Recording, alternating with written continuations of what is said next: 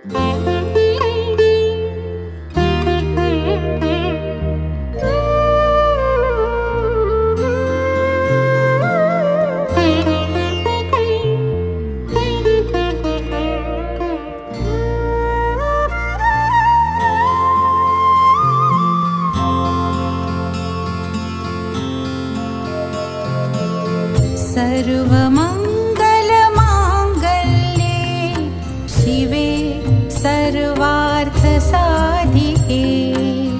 सर्वमङ्गलमाङ्गल्ये शिवे सर्वार्थसाधिके शरण्ये त्र्यम्बके गौरी नारायणि नमोऽस्तु ते शरण्ये त्र्यम्बके गौरी नारायणि नमोऽस्तु ते सर्वमङ्गलमाङ्गल्ये शिवे सर्वार्थसाधिके शरण्ये त्र्यम्बके गौरी नारायणि नमोऽस्तु ते सर्वमङ्गलमाङ्गल्ये शिवे सर्वार्थसाधिके शरण्ये त्र्यम्बके गौरी नारायणि नमोऽस्तु ते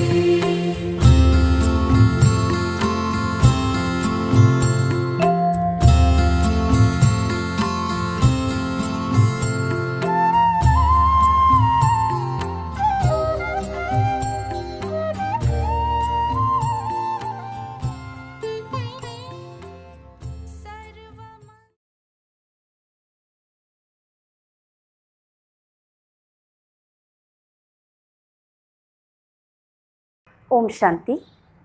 आप सभी का ब्रह्मा कुमारीज में पुनः स्वागत है। आज हम आपको एक ऐसी दिव्य शक्ति के दर्शन कराने वाले हैं जो जगत कल्याणी, शिव की शक्ति, शिव प्रिया, गहन तपस्विनी, जरा में प्रसन्न हो जाए, वह है हमारी महागौरी। जी हाँ, माँ की सूरत को गौर से निहारें, जिसमें छलकता है वात्सल्य का रस। आँखों में है रूहानियत की शक्ति। अधरों पर फैली हुई दिव्य मुस्कान, वरदानी हस्त, डमरू की धुन, वृषभ पर सवारी, वह है महागौरी हमारी, महागौरी हमारी। हम माँ को महागौरी कहें, पार्वती या उमा कहें, वह मातृत्व, प्रेम, शांति, सौंदर्य और सद्भाव की देवी है। ऐसी ममता की प्रतिमूर्ति माँ की आरती में चलिए हम सब शामिल हो जाएं और माँ का दिव्य आवाहन करें। महागौरी दया कीजिए, जग जननी दया कीजिए, उमा रमा ब्रह्माणी, उमा रमा ब्रह्माणी, अपनी शरण लीजिए, माँ गौरी दया कीजिए।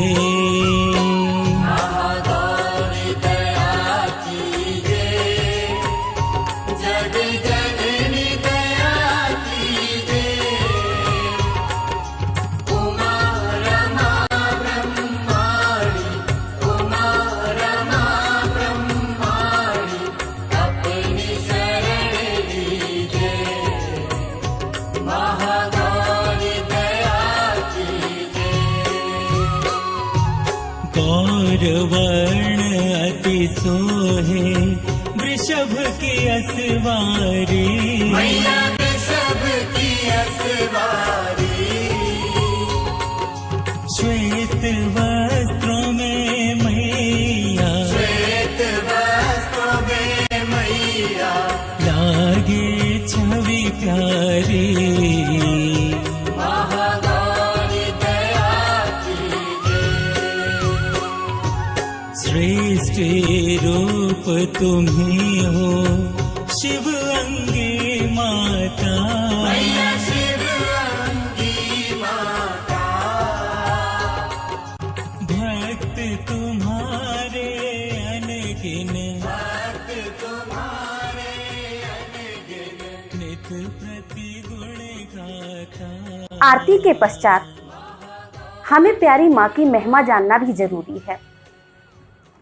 आखिर माँ की महिमा का गान क्या है और महागौरी माँ ने जो दिव्य अलंकार धारण किए हुए हैं, उन अलंकारों का आध्यात्मिक रहस्य क्या है, उसे बताने के लिए हमारे बीच में आ रही हैं ब्रह्मा कुमारी कमला बहन जी। या देवी सर्वभूतेषु शक्तिरूपेण संस्थिता, नमस्तस्यै नमस्तस्यै नमस्तस्यै नमो नमः।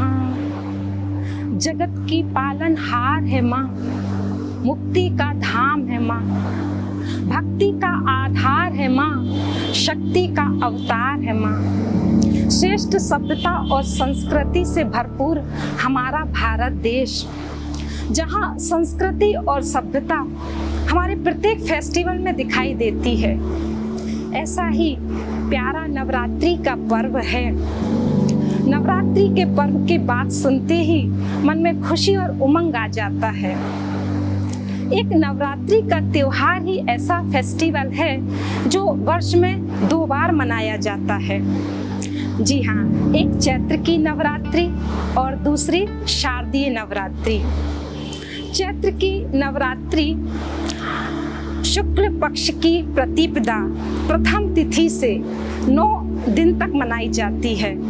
उसी प्रकार 6 माह पश्चात अश्विनी मास में शुक्ल पक्ष की प्रतिपदा प्रथम तिथि से 9 दिन महानवमी या यूं कहें विजयदशमी के 1 दिन पूर्व तक मनाई जाती है। वैसे साधना और सिद्धि की दृष्टि से देखा जाए तो शारदीय नवरात्रि का ज़्यादा महत्व है, वह ज़्यादा महत्वपूर्ण मानी जाती है। वैज्ञानिक दृष्टि से देखें तो नवरात्रि का पर्व हमारे लिए स्वास्थ्य की दृष्टि से भी बहुत ही लाभदायक सिद्ध होता है। चलिए देखते हैं कैसे। नवरात्रि मार्च माह के बाद, शीत ऋतु के बाद ग्रीष्म ऋतु का प्रथम महीना अप्रैल माह में शुरू होती है। ठीक उसी प्रकार 6 माह पश्चात शारदीय नवरात्रि वो सितंबर माह में शुरू होती है, जो शीत ऋतु का प्रथम माह होता है। हम देखते हैं दोनों ही नवरात्रि में ऋतु परिवर्तन या मौसम का बदलने का समय होता है। इस समय अनेक जीवाणुओं का आगमन, मनुष्यों पर अनेक बीमारी आक्रमण करती हैं, परंतु नवरात्रि का त्योहार स्वास्थ्य के लिए सिद्ध होता है, क्योंकि इस समय सभी मनुष्य आत्माएं व्रत, उपवास, गरबा नृत्य करके अपने स्वास्थ्य को बनाए रखती हैं। दूसरी ओर देखा जाए तो चैत्र की नवरात्रि के लिए कहते हैं कि भगवान श्री राम के जन्म उत्सव का प्रतीक है, और शारदीय नवरात्रि बुराइयों पर अच्छाई की विजय का प्रतीक है। डमरू त्रिशूल धारण किए माता, डमरू त्रिशूल धारण किए माता, कितना सुंदर तेरा वस्त्र है लुभाता। नित्या नारायणी घोर तपस्विनी, शैल पार्वती उमा महागौरी शिवानी। पर्वतराज हिमालय के घर जन्म हुआ, शैलपुत्री नाम से विख्यात हुई। भगवान की प्राप्ति के लिए तपस्या के लिए निकली तो माँ ने उमा नाम कहकर पुकारा। विवाह के पश्चात पार्वती नाम पड़ा। फिर उसके बाद घोर तपस्या की, जिससे भगवान शिव प्रसन्न होकर आशीर्वाद के रूप में प्रभु ने महागौरी नाम से सुशोभित किया। पार्वती अर्थात पावर टू विथड्रॉ, या यूं कहें परिवर्तन करने की शक्ति। जी हाँ, पार्वती माँ ने हमें शिक्षा दी। जैसे कहते हैं कि भगवान शंकर जब हिमालय पर्वत पर तपस्या के लिए गए तो पार्वती जी इसी सृष्टि पर रहीं, इसी दुनिया में रहीं और इसी संसार में रह के घोर तपस्या की और दिव्य गुणों को धारण किया। जी हाँ, this is all symbol for us. हमारे लिए एक प्रतीक है।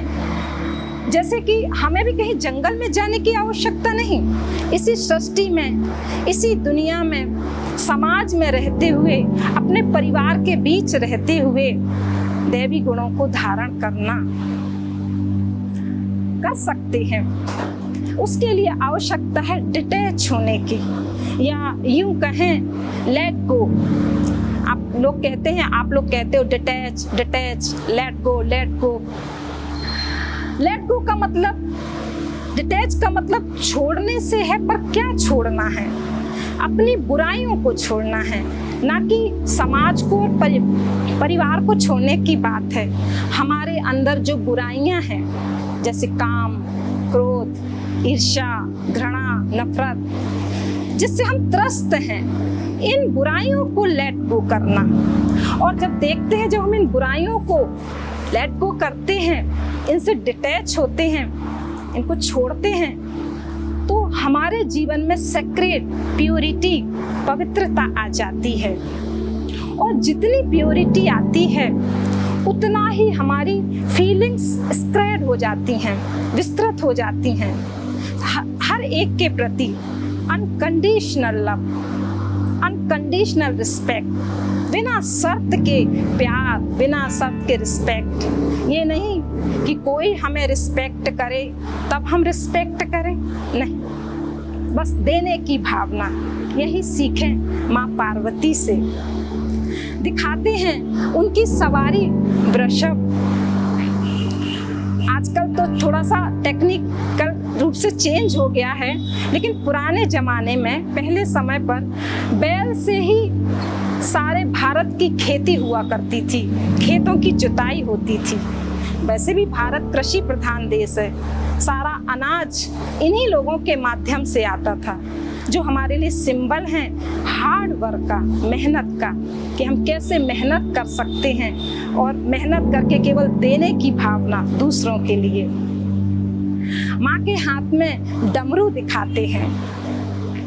डमरू प्रतीक है साउंड का, ध्वनि का। अब बात आती है किस बात की ध्वनि?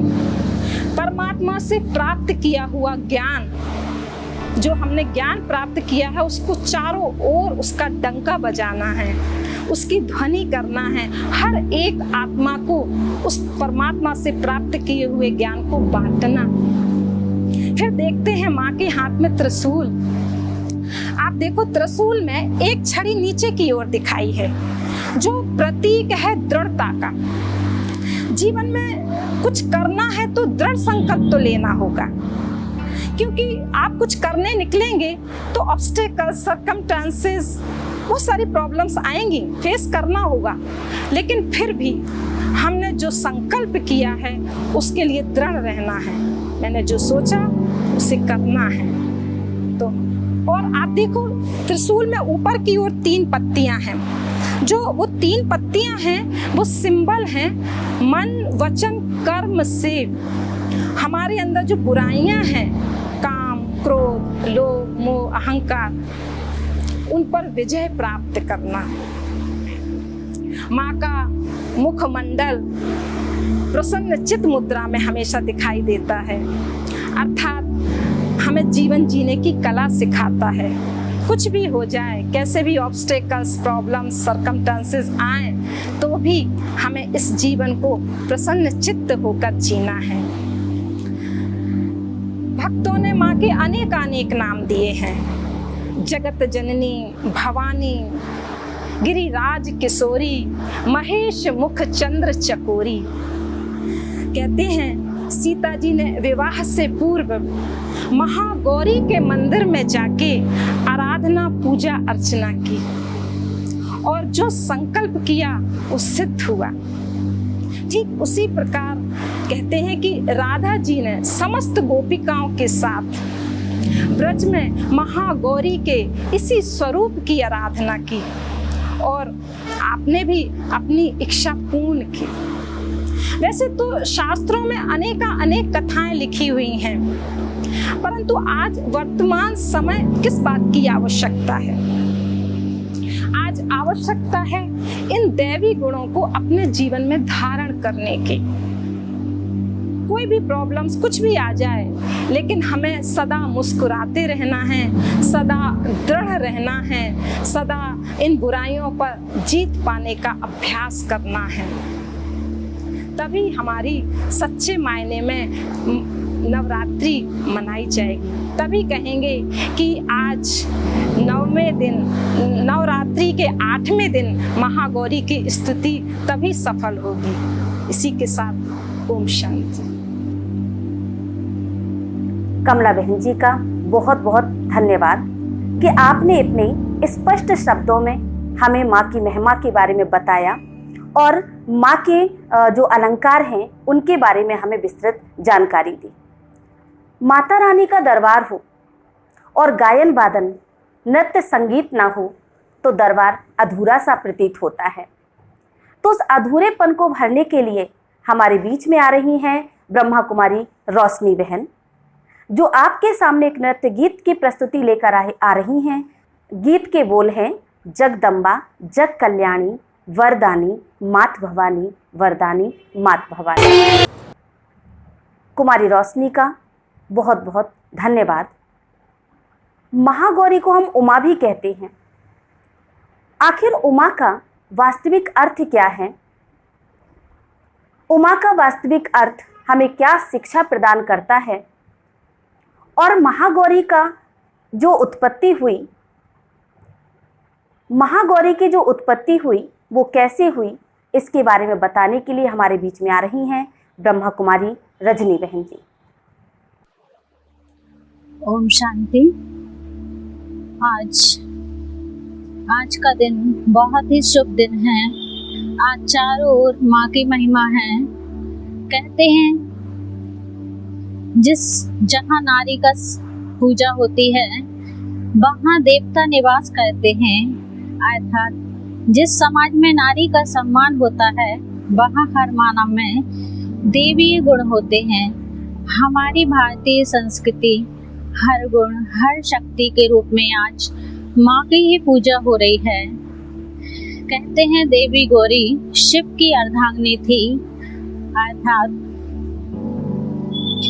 एक नाम उनका शिवा है। माँ गौरी के गौर वर्ण के संबंध में एक कथा है कि भगवान शिव को पति रूप में पाने के लिए उन्होंने कठोर तपस्या की, जिससे उनका शरीर एकदम काला पड़ गया। देवी की तपस्या से प्रसन्न होकर शिव ने उन्हें गंगा जल की धारा से स्नान कराया और उनका शरीर एकदम कांतिमान गौर वर्ण का हो गया, इसलिए उनका नाम महागौरी पड़ा। अगर हम इसका आध्यात्मिक दृष्टिकोण से देखते हैं तो इस बात का प्रतीक है कि आज संसार में हम सभी मनुष्य आत्माएं भक्ति, पूजा, पाठ, जप, तप, दान, पुण्य आदि सब कुछ कर रही हैं, फिर भी कलयुग में बुराइयां बढ़ती ही जा रही हैं। कलयुग की कालिमा में सारे कार्य काले हो रहे हैं, आत्माएं भी एकदम काली हो गई हैं। ऐसे समय में जो आत्माएं परमात्मा शिव को याद करती हैं, जो परमात्मा ज्ञान के सागर हैं, गुणों के सागर हैं, शक्तियों के सागर हैं, गुणों के भंडार हैं, वो परमात्मा हम आत्माओं पर ज्ञान जल डालते हैं। और जो आत्माएं रोज ज्ञान स्नान करती हैं वो काली से गोरी अर्थात पवित्र बन जाती हैं। माँ गौरी की तरह उनका स्वभाव निर्मल शांत हो जाता है। माँ गौरी हमें यही प्रेरणा देती हैं कि अपनी बुराइयों पर गौर करो, क्योंकि जब तक हम अपनी बुराइयों पर गौर नहीं करेंगे तब तक हम अपने आप में परिवर्तन नहीं ला सकते हैं। जब अपने आप में परिवर्तन नहीं लाएंगे तब दुनिया परिवर्तन नहीं होगी। इसलिए वो कहा गया स्व परिवर्तन से ही विश्व परिवर्तन होगा। इसी महागौरी के नाम पर एक उमा, उन्हीं का नाम है उमा देवी। उमा अर्थात सदा उमंग उत्साह में रहने वाली और दूसरों को भी उमंग उत्साह में लाने वाली है। जैसे कहते हैं जिनके जीवन में उमंग उत्साह नहीं है तो व्यक्ति उदास, निराश, डिप्रेशन, टेंशन में आकर यह समझता है, मानव सबके बीच रहते हुए भी अपने आप को अकेला महसूस करता है, उदास, निराश रहता है। क्योंकि अगर जीवन में उमंग उत्साह नहीं है तो हम किसी भी कार्य में सफलता प्राप्त नहीं कर सकते हैं। जब सफलता प्राप्त नहीं होती है तो ऐसा व्यक्ति आत्महत्या करने की कोशिश करता है, क्योंकि उसके पास जीवन में न खुशी है, न शांति है, न सुख है, न वो प्यार है, न वो अपनापन है। बस उसे एक ही लक्ष्य रहता है कि अब जीवन समाप्त करना है। तो महागौरी हमें यही प्रेरणा देती है कि हर कार्य कैसे उमंग उत्साह से करना है और उमंग उत्साह का संचार करती है, और हर कार्य हमें प्रसन्नता के साथ कैसे करना है वो उमा देवी से हमें प्रेरणा रूप में प्राप्त होता है। इसलिए उमा देवी कहती है उमंग उत्साह में रहो, खुशी के गीत गाते रहो, हंसते रहो, हंसाते रहो, उमंगों के पंख लगाते रहो। इसी पर याद आता है, कहते हैं अगर व्यवहार अच्छा है तो तन ही मंदिर है, आहार अच्छा है तो मन ही मंदिर है,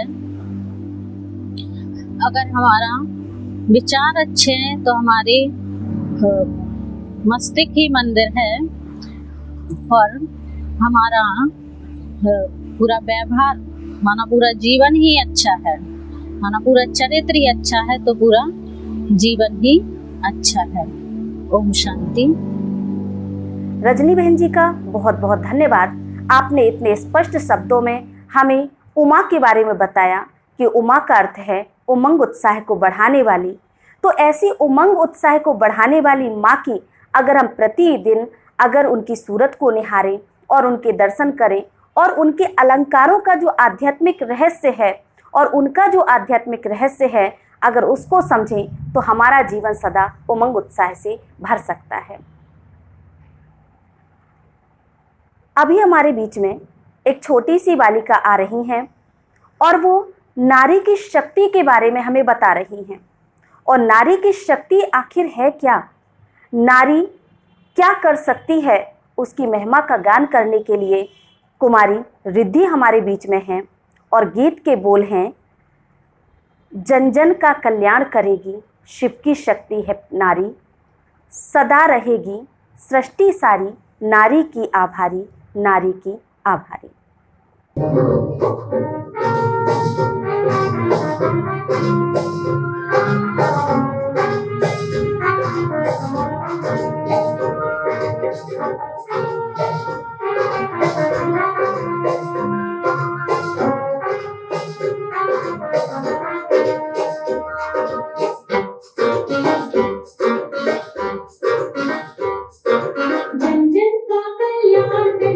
शिव की शक्ति है नारी, जन जन का कल्याण करे, शिव की शक्ति है नारी, सदा रहेगी सृष्टि सारी, सदा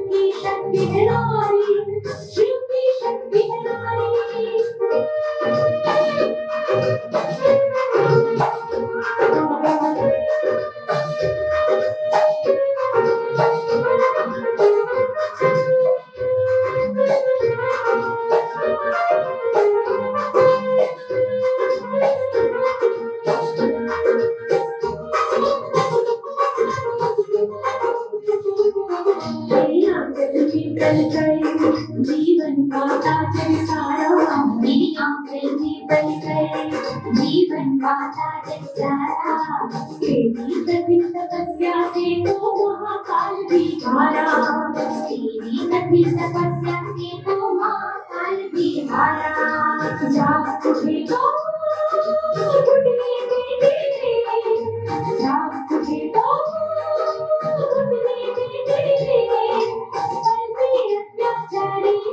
जन जन का कल्याण करे तो शिव की शक्ति है नारी जन जन का कल्याण करे तो शिव की शक्ति है नारी शिव की शक्ति है नारी शिव की शक्ति है नारी शिव की शक्ति है नारी शिव की शक्ति है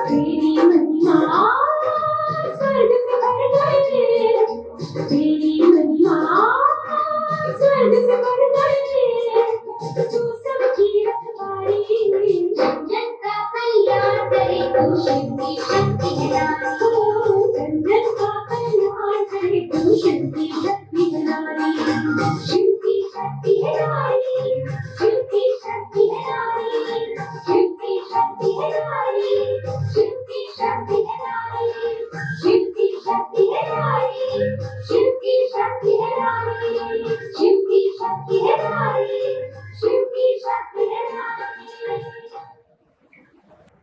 कुमारी रिद्धि का बहुत बहुत धन्यवाद।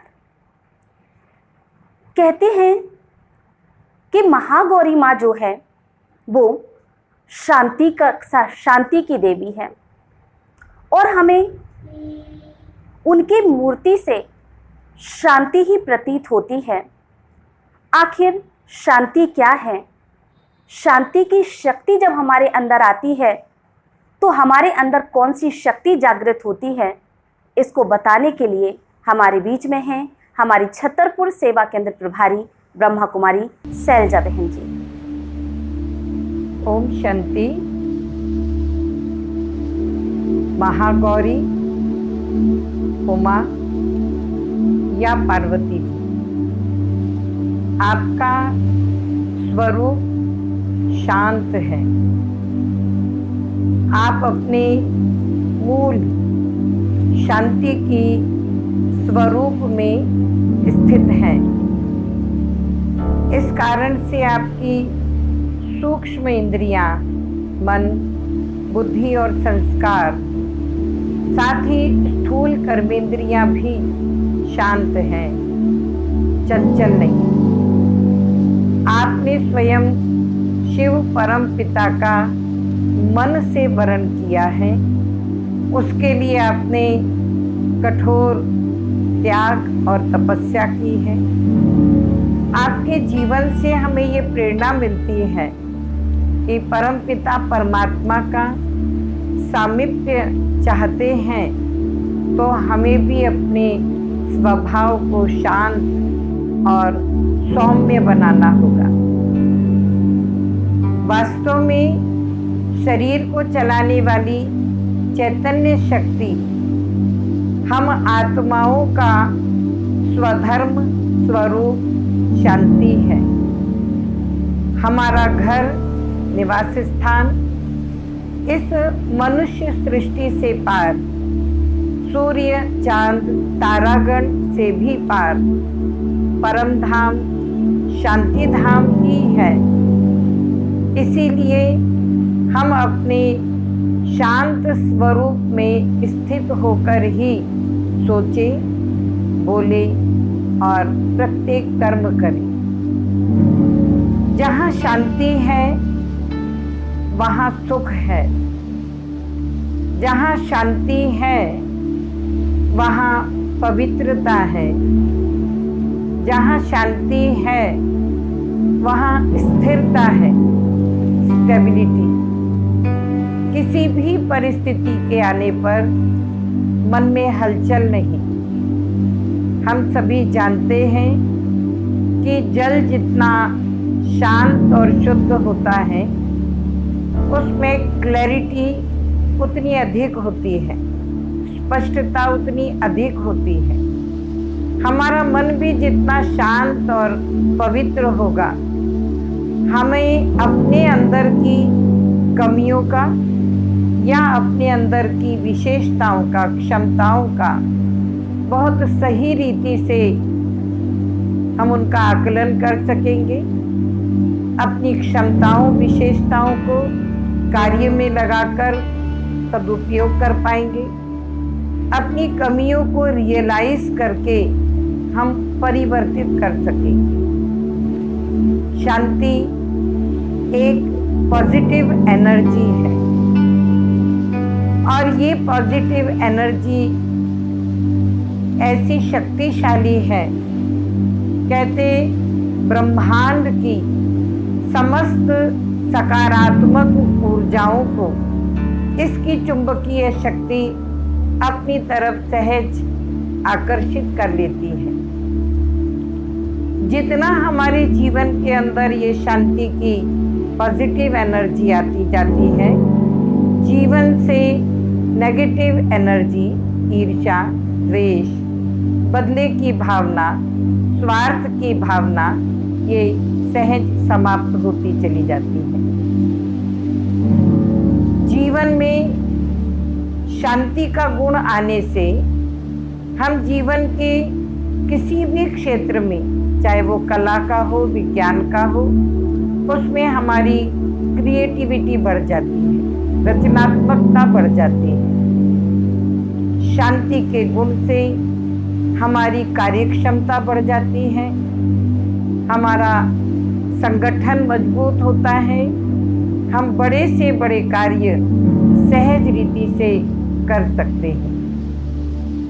शांति को अंग्रेजी में हम पीस कहते हैं, जिसका हर लेटर हमें एक मैसेज देता है। P stand for positive, powerful, purposeful thoughts. हमारे विचार सकारात्मक हो, शक्ति संपन्न हो और उद्देश्यपूर्ण हो। दूसरा लेटर है ई, एलिमिनेशन ऑफ नेगेटिविटी, नकारात्मकता का निषेध। नेक्स्ट है ए स्टैंड फॉर अवेयरनेस, जागृति। हमने भक्ति में कहा तमसो मा ज्योतिर्गमय, हे परमात्मा हमें अंधकार से प्रकाश की ओर ले चले। तो ए हमें हर क्षेत्र में अवेयर करता है। सी, कूल एंड काम माइंड, हमारा शांत और स्थिर मन। और लास्ट लेटर मैसेज देता है E stand for easy life, हमारा जीवन इजी हो, सरल हो। जितनी जीवन में सरलता होगी उतना ही स्वभाव में शांति होगी। जितना जीवन में कॉम्प्लिकेशन होगा, जटिलता होगी, उतना ही स्वभाव हमारा उद्विग्न होता चला जाएगा।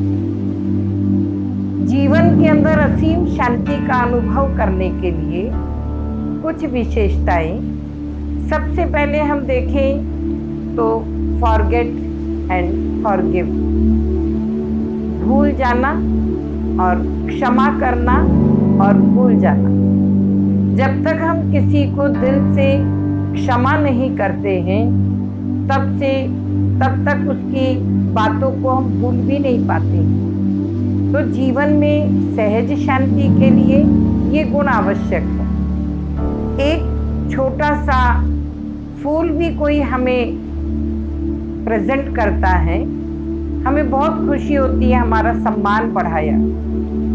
लेकिन अगर वो व्यक्ति हमसे ये अपेक्षा करे कि हम इस छोटे से फूल को पूरे कार्यक्रम में, 1-2 घंटा चलने वाले कार्यक्रम में हम यूं ही पकड़ करके रखें, सोचिए हमारे हाथ की स्थिति और हमारे मन की स्थिति क्या हो जाएगी। वो जो 2-5 ग्राम का फूल है वो हमें कितना भारी लगेगा।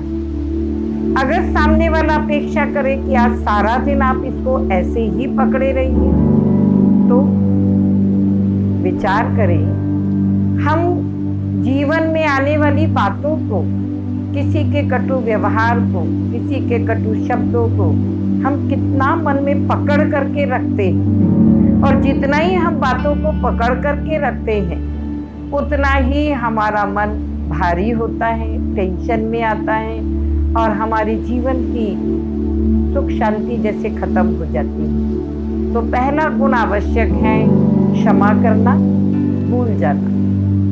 दूसरा, हर एक के गुणों को देखना, विशेषताओं को देखना।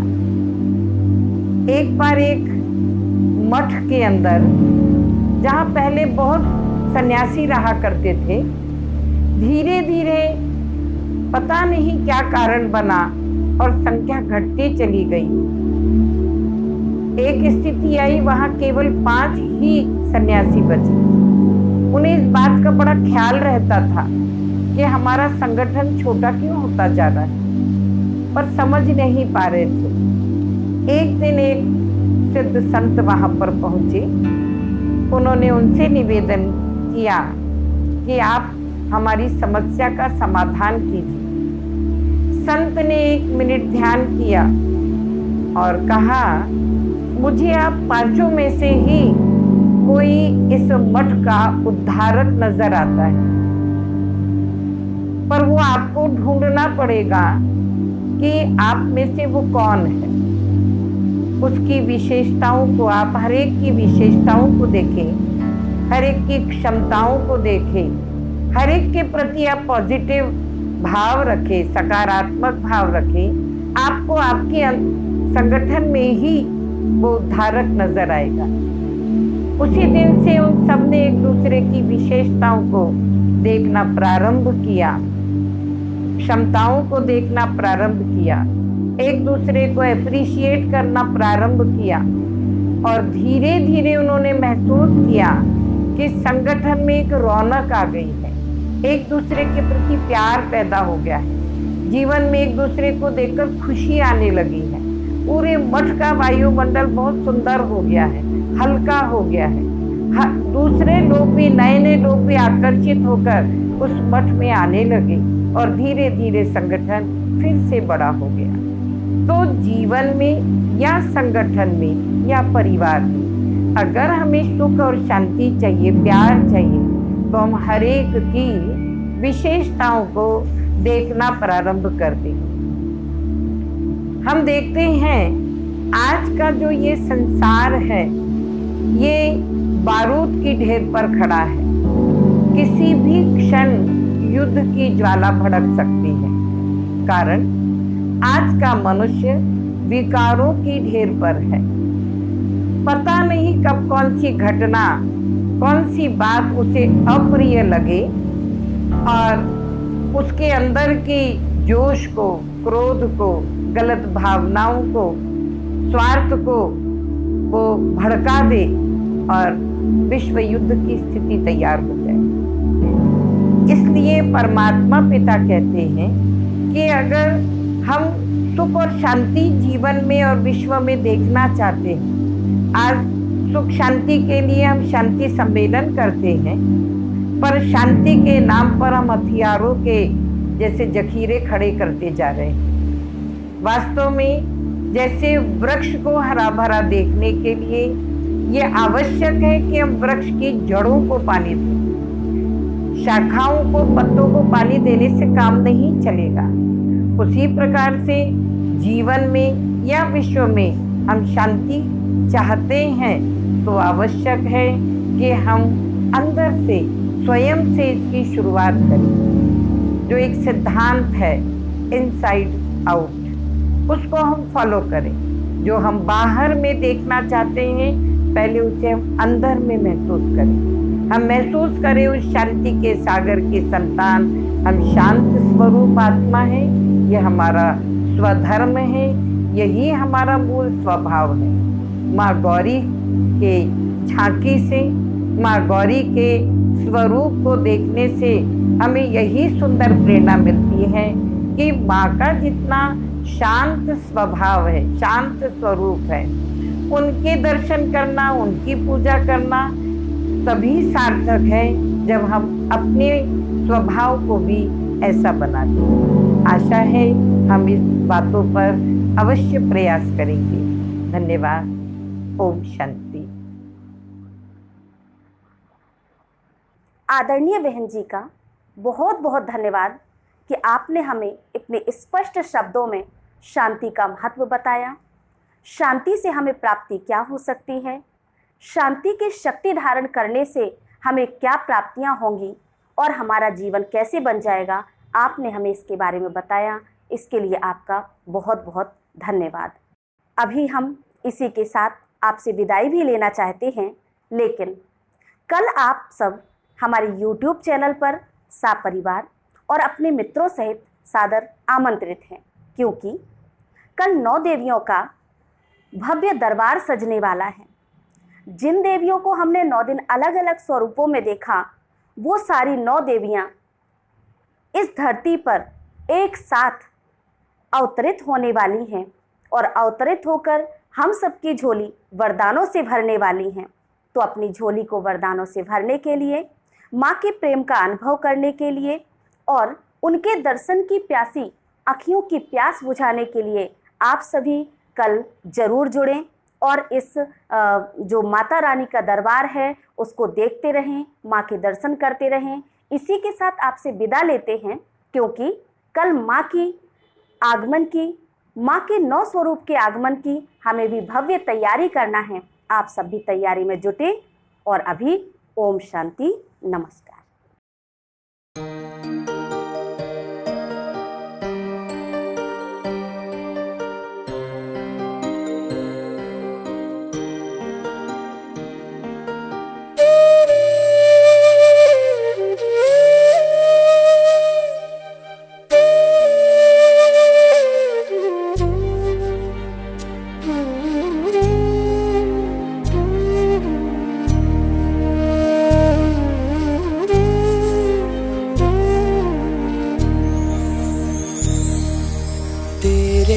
रूहानी नैन ओ बाबा तेरे रूहानी नैन दिल को सुकून देते हैं, दिल को सुकून देते हैं तेरे रूहानी नैन ओ बाबा तेरे रूहानी नैन। जब भी देखूं इन नैनों में, जब भी